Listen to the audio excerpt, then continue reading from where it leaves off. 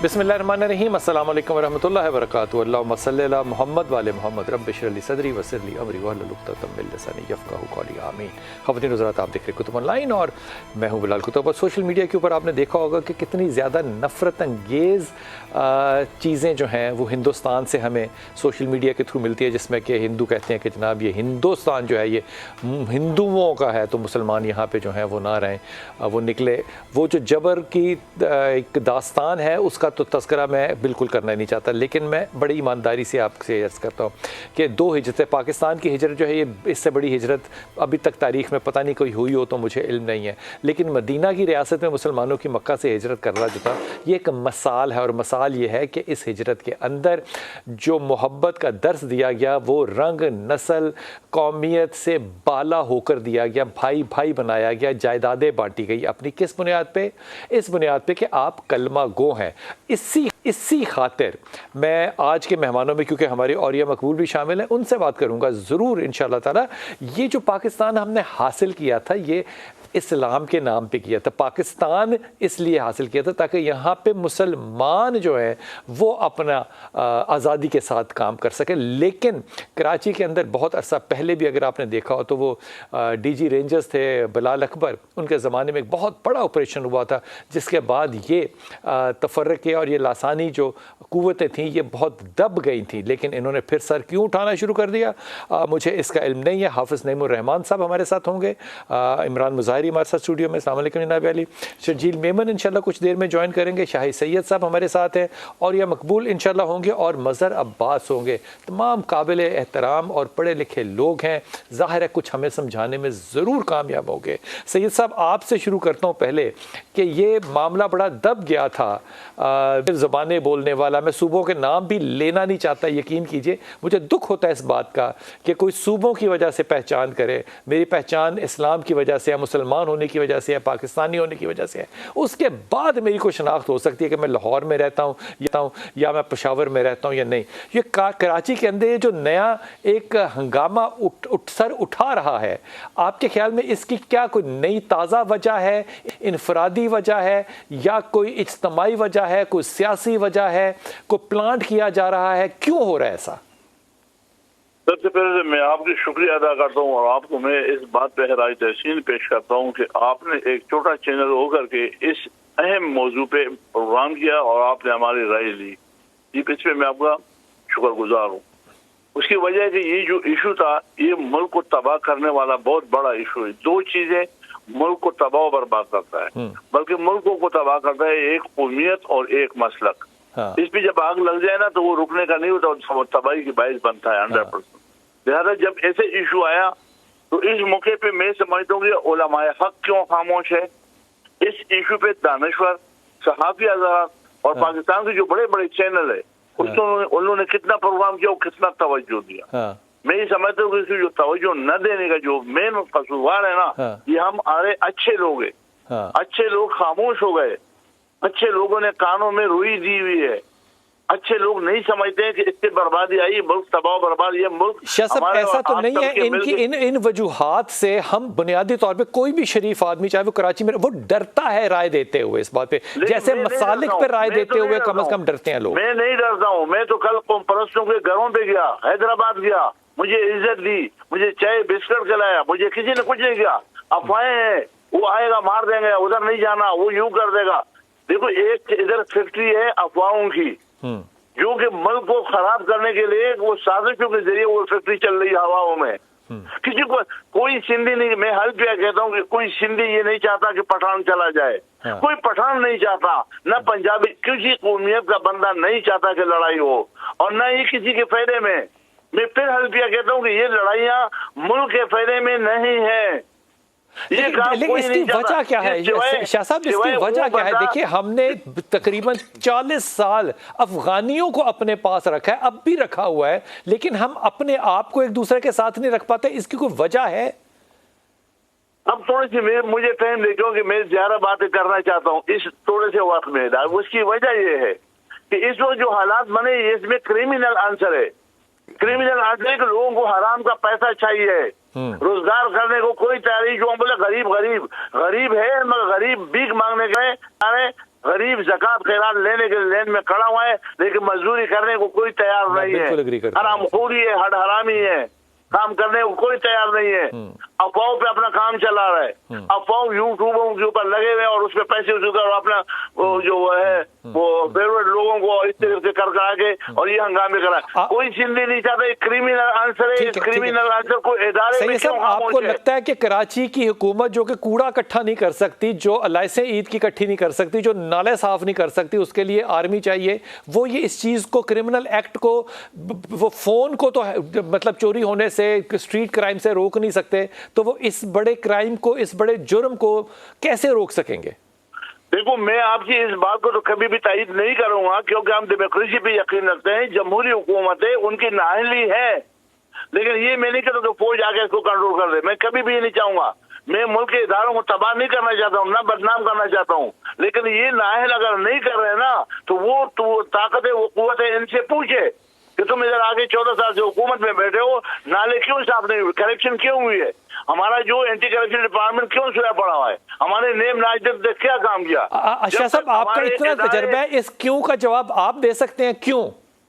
हम ये सिर्फ रिश्वत का करप्शन के लिए लोगों का ईमान खत्म हुआ। पैसा ईमान है, पैसा चाहिए।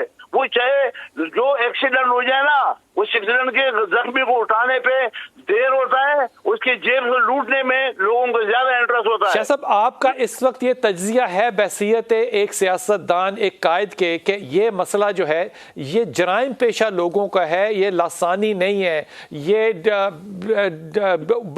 जो लैंग्वेज बैरियर्स हैं, बलोची या पठान या उर्दू स्पीकिंग, इनका नहीं है।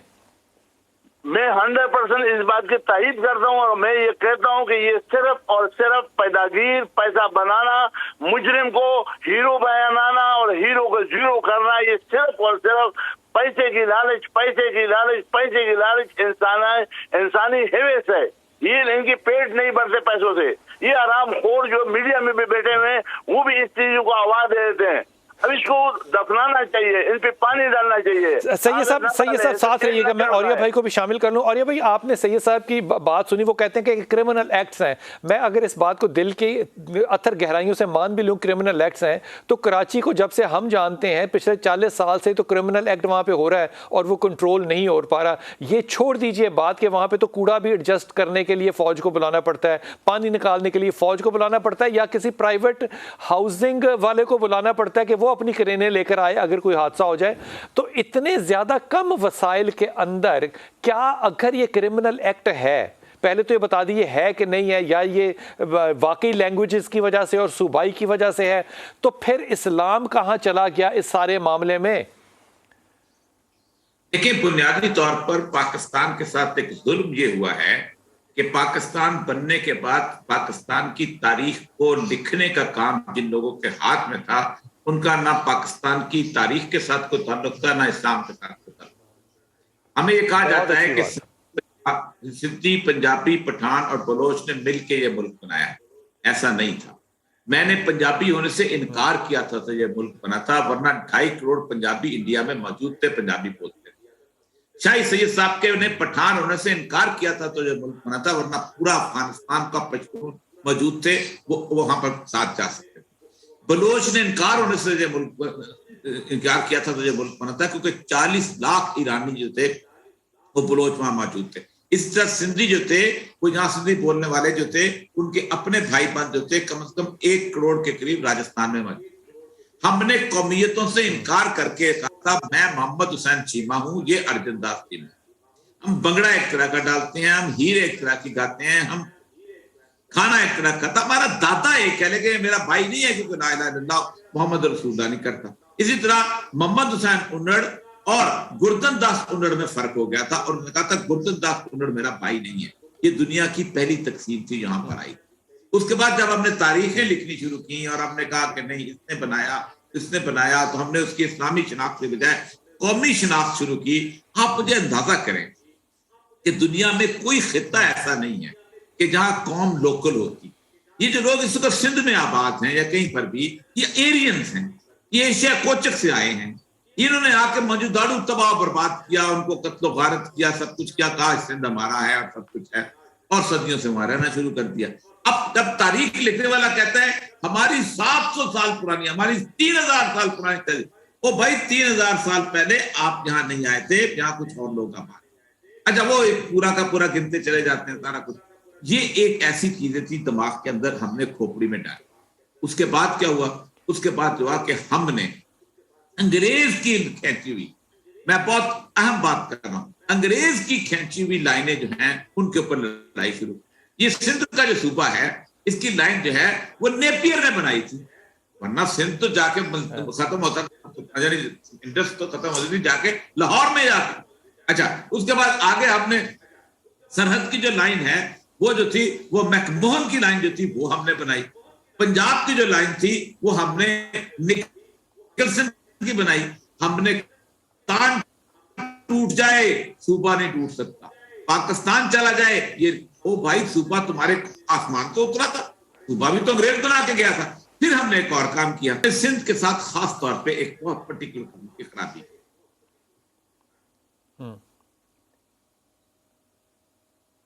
اور یہ سب کی آواز جو ہے وہ چلی گئی ہے. اگر کوشش کریں کہ شرجیل میمن اگر ہمارے ساتھ مل جائیں تو یہ بڑی اچھی بات ہے. حضور اقدس آپ اس پہ کیا رائے لیں گے؟ آپ کو نہیں لگتا, اگر یہ میں بات بڑے ادب اور عاجزی سے اور دھیمے لفظوں میں کہہ رہا ہوں, کہ اگر مسالک کی جنگ پاکستان میں شروع نہ ہوتی تو یہ جو لسانی قسم کی جنگیں ہیں یہ بھی شاید پروان نہ چڑھتی؟ اعوذ باللہ من الشیطان الرجیم, بسم اللہ الرحمن الرحیم. میں سمجھتا ہوں کہ پتہ نہیں یہ اتفاق کی بات ہے یا کوئی حکمت پروردگار ہے کہ خاص اس دن اس پروگرام میں یہ بات ہو رہی ہے 18 ذی الحج. بالکل یہ وہ دن ہے کہ جب رسول خدا صلی اللہ علیہ وسلم نے باقاعدہ طور پر لوگوں کو اکٹھا کر کے جو خطبہ ارشاد فرمایا, اس میں فرمایا کہ کسی عربی کو کسی عجمی پر, کسی گورے کو کسی کالے پر کوئی فوقیت نہیں ہے. عرب اور عجم کا جو آپس میں کلیش تھا وہ لسانی کلیش ہی تھا. وہ انہیں گونگا سمجھتے تھے اور خود سمجھتے تھے کہ ہم فصیح و بلیغ لوگ ہیں. پھر جو عقد مواخات پڑھا گیا ہے, دیکھیے بلال بھائی, ایک ہوتا ہے دین, ایک ہوتا ہے ایمان, اور ایک ہوتا ہے تقاضا ایمان. ہمارے پاس ایمان ضرور ہے لیکن ایمان کے جو تقاضے ہیں جب تک آپ وہ پورے نہیں کرتے, ایمان ایک دعویٰ ہے, اس کی آپ کے پاس کوئی دلیل نہیں ہے. یہ جو برادری ہے, یہ جو مومن کا بھائی ہے, یہ تقاضا ایمان ہے. اگر آپ یہ پورا نہیں کر رہے تو آپ محض یہ کہہ کے نہیں بچ سکتے کہ میرا اللہ پہ ایمان ہے, میرا رسول اللہ پہ ایمان ہے. ایمان ذات پہ ہی نہیں ہوتا, ایمان بات پہ بھی ہوتا ہے. شرجیل بھائی ساتھ ہیں. شرجیل میمن صاحب السلام علیکم.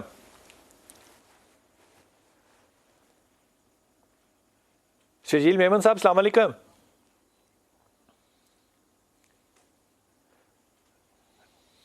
شرجیل میمن صاحب ہمارے ساتھ انشاءاللہ ابھی لائن پر آتے ہیں, دوبارہ ان سے بات کرتے ہیں کہ یہ جو سارا معاملہ ہے کراچی کے اندر, اگر یہ دیکھنے میں آیا جائے تو جب سے مجھے ہوش ہے, میرا نہیں خیال کہ اب بہت سی جو نئی نسل ہے انہوں نے کبھی بھی کراچی کو باامن دیکھا ہو.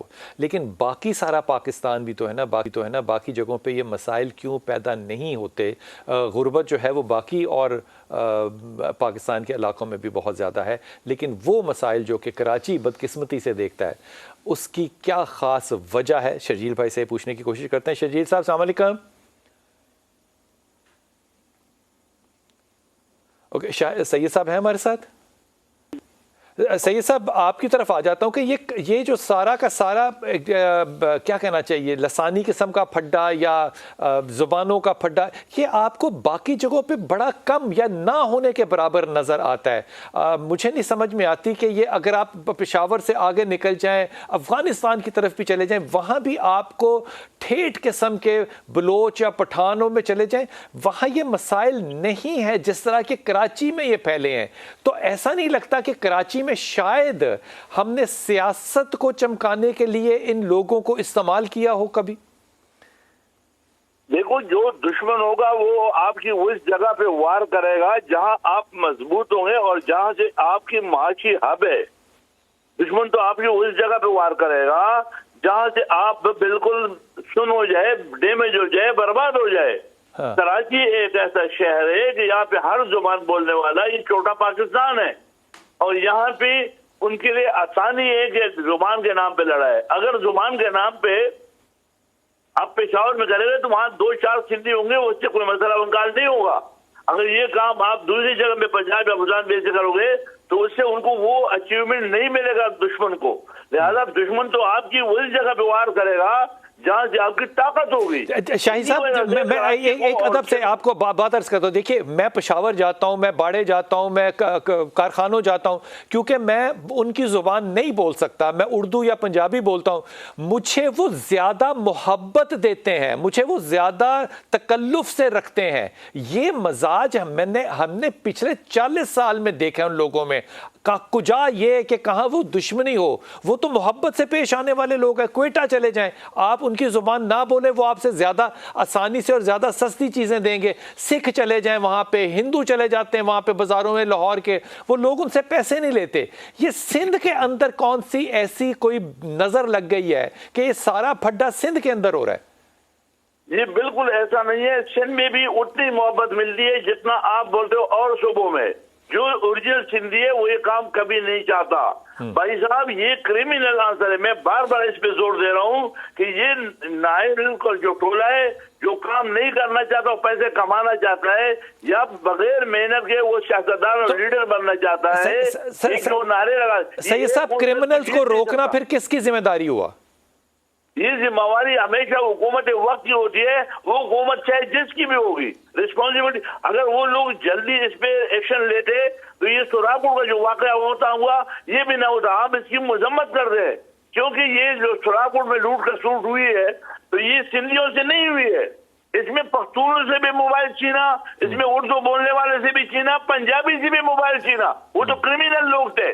वो अगर कौमियत के नाम पे होता तो सिर्फ सिंधी से मोबाइल छीनता। सही साहब, आप अपने तजर्बे में ईमानदारी से मुझे बताइए कि जो स्ट्रीट क्राइम कराची के मेन रोड के ऊपर नहीं रोक सकती हुकूमत, जो कूड़ा नहीं इकट्ठा कर सकती, जो नाले नहीं साफ कर सकती, जो बाय लॉज के मुताबिक कंस्ट्रक्शन नहीं करवा सकती, जो किडनैपिंग खत्म नहीं कर सकती, वो ये कैसे खत्म करना उससे सोचें कि वो ये कर लेंगे खत्म?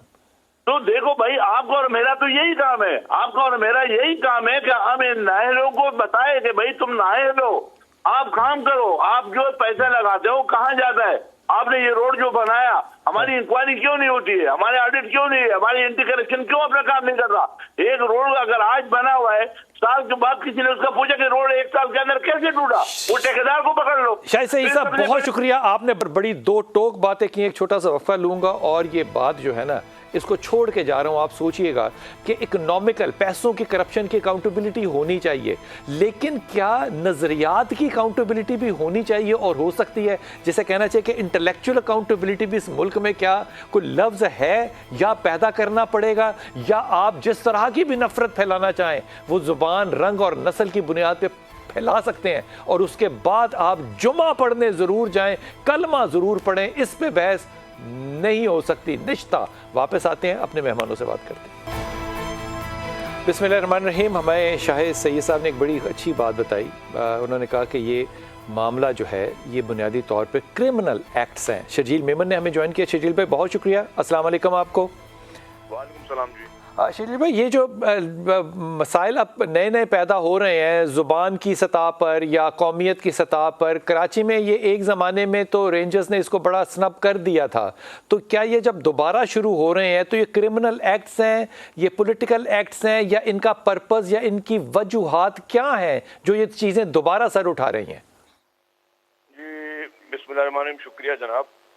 असल में इशू ये है कि हमारे पास मुल्क में बहुत ज़्यादा फॉल्ट लाइंस हैं और कुछ ऐसे लोग हैं जिनकी, जो मैं कहूँ थोड़ा सख्त अल्फाज यूज़ करूँगा कि सियासी दुकान ही इन चीज़ों पर चलती है कि अगर वो कोई इशूज इस तरह के हों, अगर मुल्क में सब चीज़ अफाम तफहीम के साथ चल रही हो तो फिर उन लोगों को उनकी कोई एग्जिस्टेंस कोई वैल्यू नहीं होती। तो जो ये वाक़या जिसमें सारी बातचीत हुई थी, एक ज़ाती नौयत का वाक़या था, एक लड़ाई हुई, झगड़ा हुआ, उसमें एक जानी नुकसान हुई, उसके बाद गिरफ्तारियां की। अब उसके बाद कुछ लोगों ने प्री प्लान जो है वो रिएक्शन एक जगह दिखाया, फिर उसके बाद एक और जगह भी रिएक्शन आया। इस तरह चीजें बढ़ती गई, जिसको गवर्नमेंट ने पूरी कोशिश की कि अवाम तफहीम के साथ बिठा के सबसे बात करके उसको खत्म किया जाए। लेकिन उसमें शरपसंद लोग होते हैं, वो कोशिश करते हैं कि अपने गोल्स भी वो हासिल करें। और शरपसंदों का मकसद ये होता है कि भाई कि किसी भी सूरत में जो अफरा तफरी फैले और वो पॉलिटिकल बैकअप भी होते हैं और वो चिपकाने की कोशिश करते हैं। तो ये इश्यूज हैं।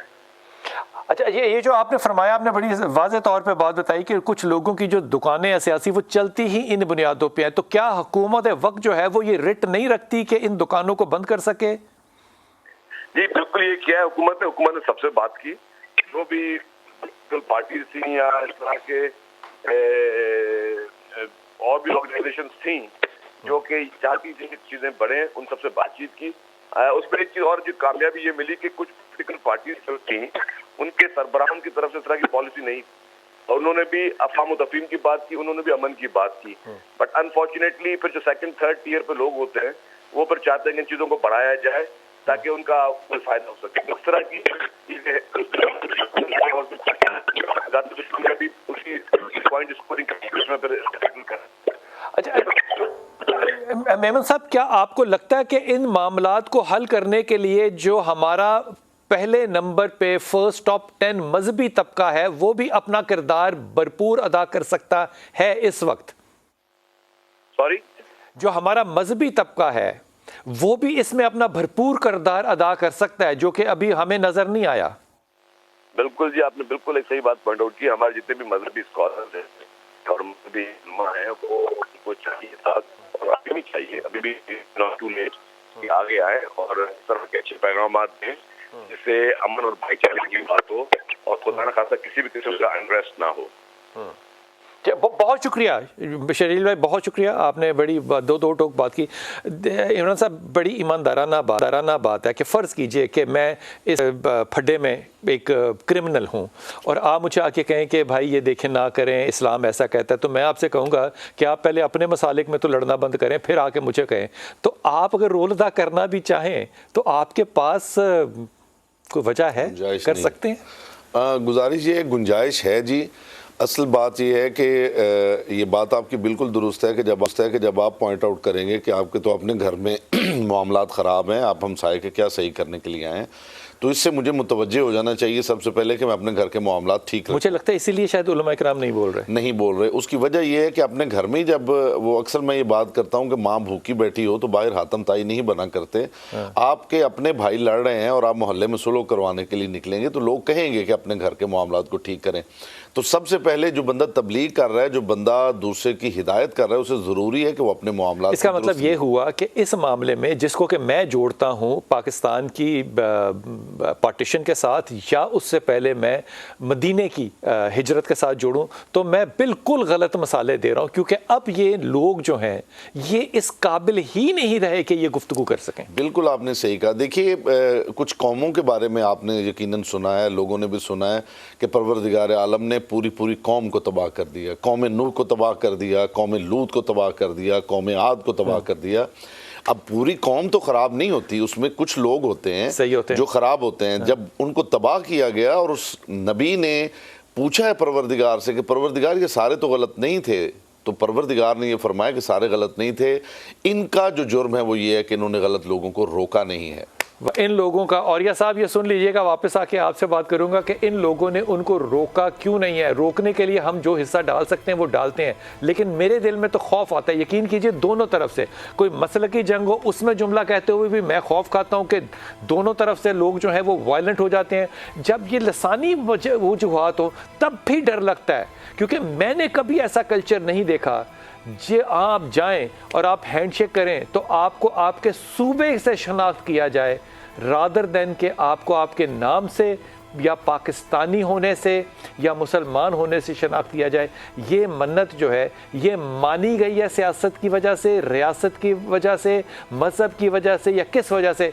और ये सब वापस आके आपसे बात करता हूँ।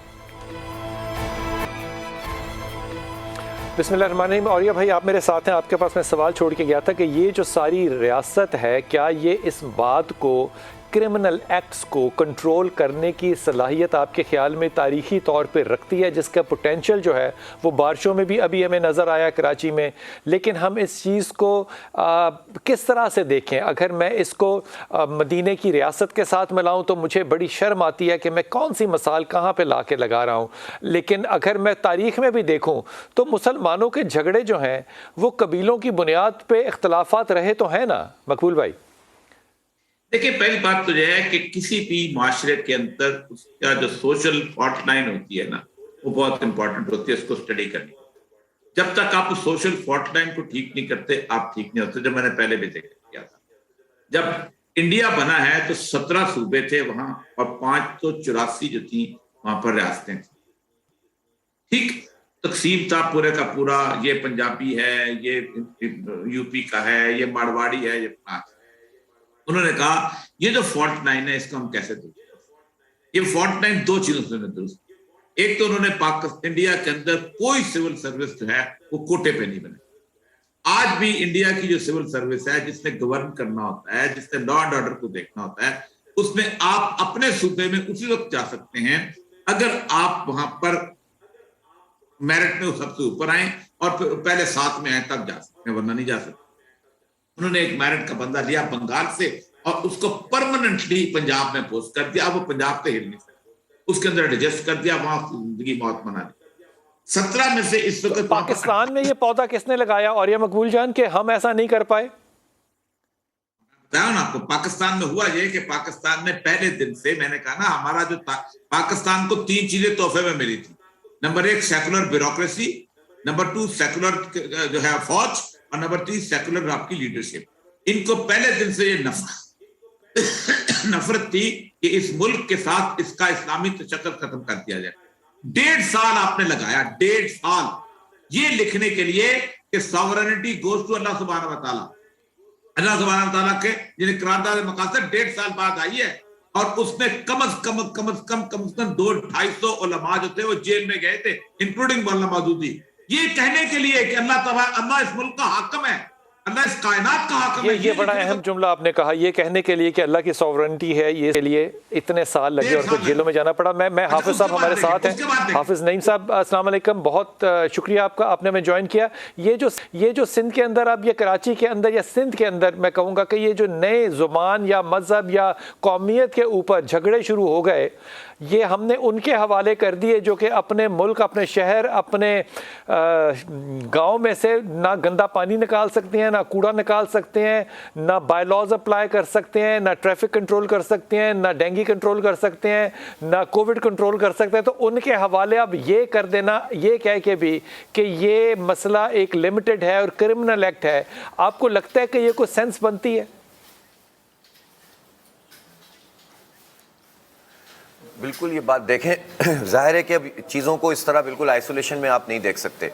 यहाँ पर इस नौइयत के तो तमाम चीज़ें मौजूद होती हैं ना। जब हुकूमतों का कंडक्ट सही नहीं होता, अदल की बुनियाद के ऊपर फैसले नहीं होते, जो जिस मकसद के लिए ये मुल्क बनाया था, हमारी सिंध असम्बली ने पाकिस्तान को वेलकम किया था ना, और उसके नतीजे में जो है वो ये पूरे हालात बने थे, तो सबकी तवक्को थी कि यहाँ पर एक आदलाना निज़ाम होगा और सबके लिए बराबर के मौक़े होंगे।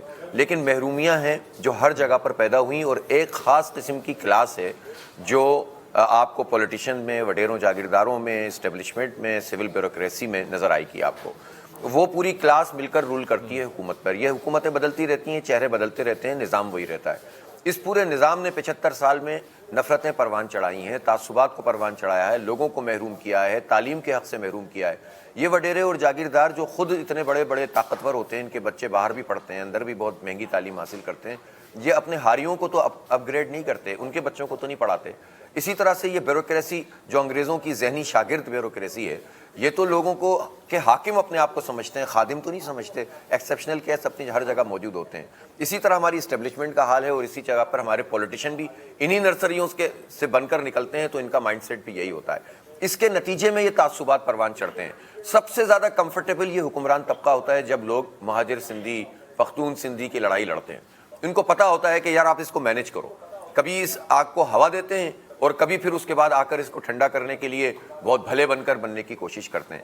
इसलिए मैं समझता हूं कि अब आवाम ही को ये बात समझनी चाहिए कि इन लड़ाइयों से हमें मिला क्या। ये शहर कराची 40 साल इस आग में जलता रहा। लोगों ने कहा महाजिरों को हुकूक नहीं मिले। सबसे ज़्यादा जिन लोगों ने महाजिर हुकूकों की बात की थी, महाजिरों को बर्बाद किया, तालीम छीनी, तहजीब छीनी, हमें कहाँ से कहाँ पहुँचा दी, हमारी शिनाख्त तबाह कर दी, और नाम हमारा इस्तेमाल किया, और हमारी नस्लें तब ख़राब कर दी इन्होंने। और आज शहर कराची की जो बदतरीन सूरत हाल है, उसकी बहुत बड़ी रिस्पॉन्सिबिलिटी उन्हीं लोगों पर है जिनको लोगों ने एक तासुब की बुनियाद पर सपोर्ट किया था। उसकी कोई ना कोई जेन्युइन रीज़न मौजूद थी। ज़ाहिर है इस पूरे निज़ाम ने یہ حالات پیدا کیے تھے کہ لوگ کہیں کہ بھئی ہمارا حق سلب کیا جا رہا ہے. اسی طرح سے سندھی قوم پرستی موجود ہے اور اس کے بھی بہت بڑے اسباب موجود ہیں. اسی طرح سے بلوچ قوم پرستی موجود ہے. اسی طرح سے پختونزم پروان چڑھتا رہتا ہے.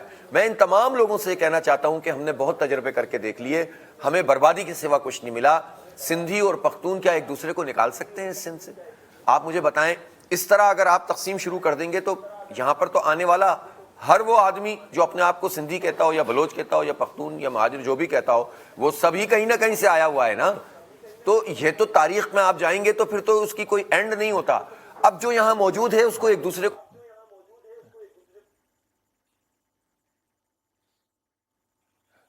ٹھیک ہے, آپ کی بات پوچھیے. اور یہ بھائی میں آپ سے آخری بات ہے, میرے پاس چند لمحے ہیں, مجھے یہ بتائیے کہ اگر یہی بات جو ہے نکالنے اور نہ نکالنے والی, اگر یہ عربی اور اجمی میں آ گئی تو عربی تو اجمی کو عمرے اور حج پہ نہیں جانے دیں گے. یہ معاملہ کہیں طور پہ تو رکنا چاہیے نا, اور نظریاتی طور پہ رکنا چاہیے. دیکھیں 1400 سال تو کوئی نہیں روک سکا عربی اور اجمی کو جنگ آنے کے. یہ ہم نے ایک آرٹیفیشل صورتحال بنائی ہے. سارے کا سارا جو ہے عباسی دور لے لیں, اس سے پہلے کا دور لے لیں, یہ سارے اجمی وہاں حکمران تھے. یہ برامکا کیا تھے, یہ اس کے بعد ابو مسلم خراسانی کیا تھے, یہ عباسیوں کے خاص تو بیسیکلی ایرانی تو تھے وہاں موجود تھے. آل بویا کیا تھے. یہ تو ہم نے آرٹیفیشل سی جنگ عربی اجمی کی بولی ہوئی ہے, وہ اب بنائی جا رہی ہے اور وہ گورا بنا رہا ہے. میں آپ کو ایک بات بتاؤں, پاکستان کا سب سے بڑا مسئلہ یہ ہے, انگریز جو صوبے بنا کے گیا تھا فالٹ لائن تھے اس کے اندر. اب بلوچستان ہے نا, اس کے اندر اس نے پٹھان بھی آباد کیے تھے, بروئی بھی آباد کیے تھے اور بلوچ بھی آباد کیے ہوئے تھے. اب مسئلہ ہے جب لڑائی ہوتی ہے, میں نے کوئٹہ میں ایک مہینے کا کرفیو لگایا ہوا ہے, اتنے قتل و غارت ہوتے تھے. وہاں پر ہندکو آباد ہے, ساتھ پشتون آباد ہے, وہاں پر کیا ہوا تھا. یہاں سرائکی آباد ہے, پنجابی آباد ہے. یہاں جو سندھی تھے ان کے ساتھ آپ اندازہ کریں, آپ کو کراچی کے پہلے بھی آباد تھے. یہ نہیں کہ کراچی میں لوگ دوسرے نہیں تھے. آپ کو پتہ ہے کہ قائد اعظم کا مطالبہ کیا تھا کہ بامبے سے علیحدہ صوبہ قرار دو کراچی کو. یعنی اس کو پتا تھا کہ کراچی جو ہے اگر بامبے کے ساتھ رہا تو یہاں استحصال رہے گا, انہوں نے سندھ کے ساتھ لگایا. آپ کو انتظامی صورتحال ٹھیک کرنی پڑے گی, تب ٹھیک ہوگا. آپ انگریز کی بنائی ہوئی انتظام کی یہ فہم جو ہے وہ آپ سے کئی دفعہ ذکر ہوا ہے. مقبول بھائی بہت شکریہ. میں حافظ صاحب آپ کا, مظاہری بھائی جیل میمن صاحب آپ کا بہت شکر گزار ہوں. لیکن میرے خیال میں جو جھگڑا اور شرمندگی کی بات ہے نا, آپ کی اجازت سے بات کر رہا ہوں, جو شرمندگی کی بات ہے وہ یہ کہ ہمارے اپنے مسائل اتنے پیچیدہ ہو چکے ہیں کہ آج ہمیں حضرت عثمان غنی کا ذکر کرنا چاہیے تھا, آج ہمیں غدیر کا ذکر کرنا چاہیے تھا, آج رسول پاک صلی اللہ علیہ وسلم کے خطبے کا ذکر کرنا چاہیے تھا, اور ہم ذکر کس چیز کا کر رہے ہیں کہ تم فلاں زبان بولتے ہو, اپنے صوبے میں واپس چلے جاؤ. اِنَّ لِلَّهِ وَإِنَّا إِلَيْهِ رَاجِعُونَ.